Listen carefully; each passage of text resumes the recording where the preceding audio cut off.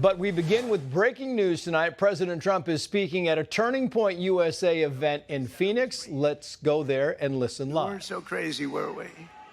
We'll remain in full force and effect as it pertains to Iran until such time as our transaction with Iran is 100% complete and fully signed.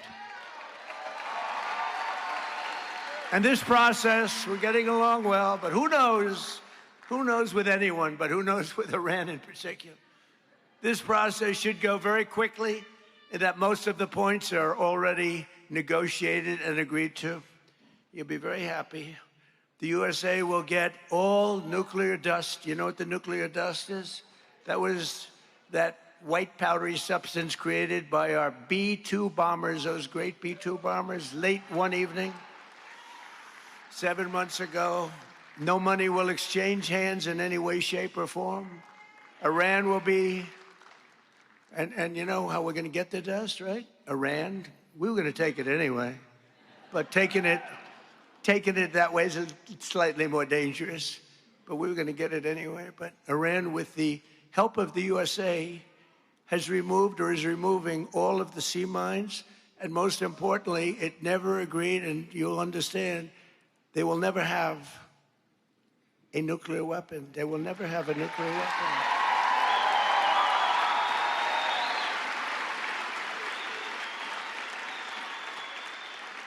And somebody said, how are we going to get the nuclear dust? We're going to get it by going in with Iran, with lots of excavators, because the B-2s, remember when fake news CNN said, well, maybe obliteration is too strong a word, obliteration. That's so deep. We need the biggest excavators you can imagine, but we're going to go in together with Iran, we're going to get it, and we're going to take it back home to the USA. Very simple. And now that the Hormuz Strait situation is almost over, I received a call from NATO asking if we would like some help. Thank you very much, NATO. And I told them I would have liked your help 2 months ago, but now I really don't want your help anymore.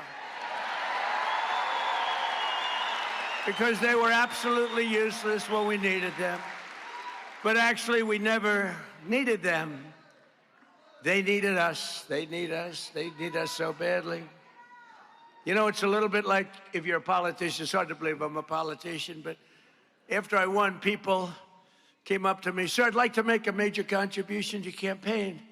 And I said, listen, just so you understand, campaign contributions after I won don't count. Okay, they don't count. And NATO after we won, that doesn't count either. It's the same thing. But you have to remember that because we spend hundreds of billions of dollars a year. We spend money. We spend, I would say, in many cases, close to $1 trillion over a couple of years, $1 trillion to help them. And we're always helping them. And this was just a military excursion. This isn't the big time. You know, we built a military so great. I'm so proud of it. It's one of the, including Space Force. You know, you see all of that. When you see those rockets go one, look up there, there's Space Force. We all created Space Force. Didn't exist. We were losing to China and to Russia in space, and now we're so far ahead of them both, you wouldn't believe it.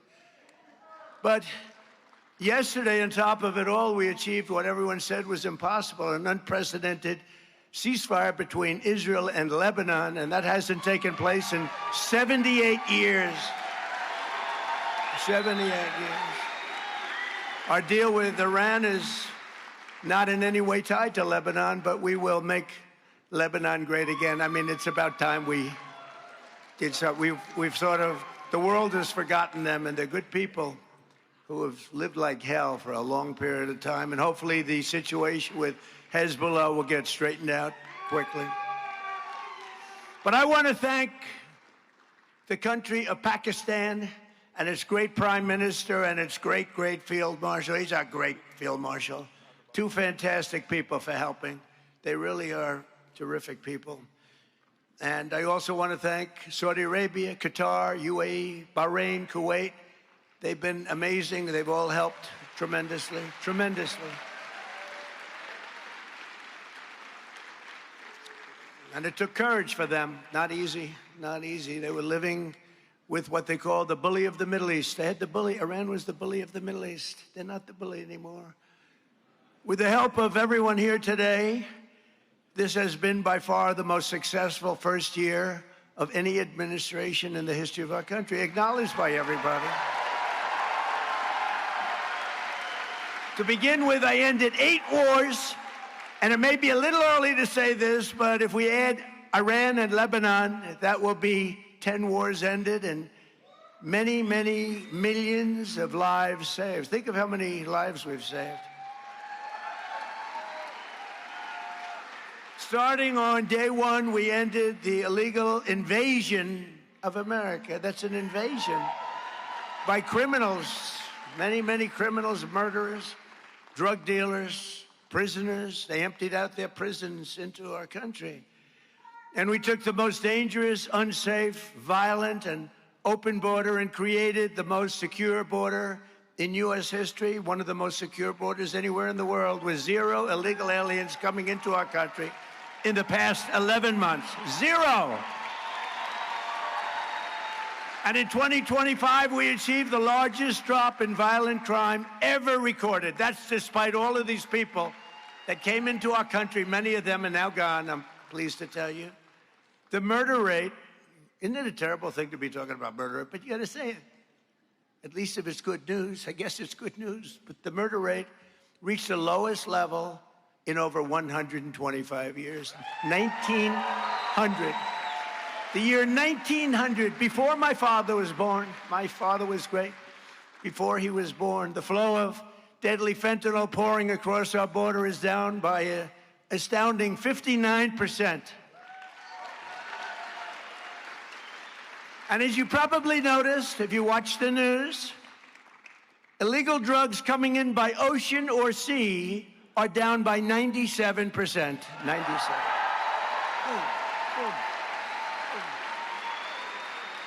And we're trying to find out who the 3% is, because I consider them to be perhaps the bravest people anywhere in the world.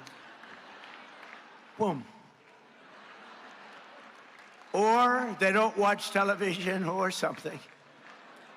We passed the largest tax cuts in American history, the largest spending cuts in American history, the largest regulation cuts in American history, and the largest investment in border security in the history of our country.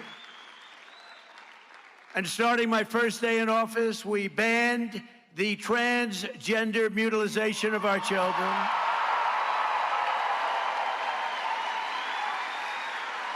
And we made it the official policy of the United States of America that there are only 2 genders, male and female.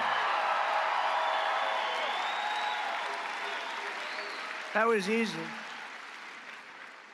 Could you imagine if I was up here 20 years ago or 15 years ago, probably 12 years ago, and I said, there are only 2 genders, male and female. People would say, what the hell is he saying that for? Is he crazy? That's got to be the worst speech I've ever heard. Why is he saying that? Or why is he saying that we got men? Well, there you have President Trump speaking at a Turning Point USA event in Phoenix. Be sure to like and subscribe for all the Fox News latest on YouTube, and catch full shows streaming now on Fox One.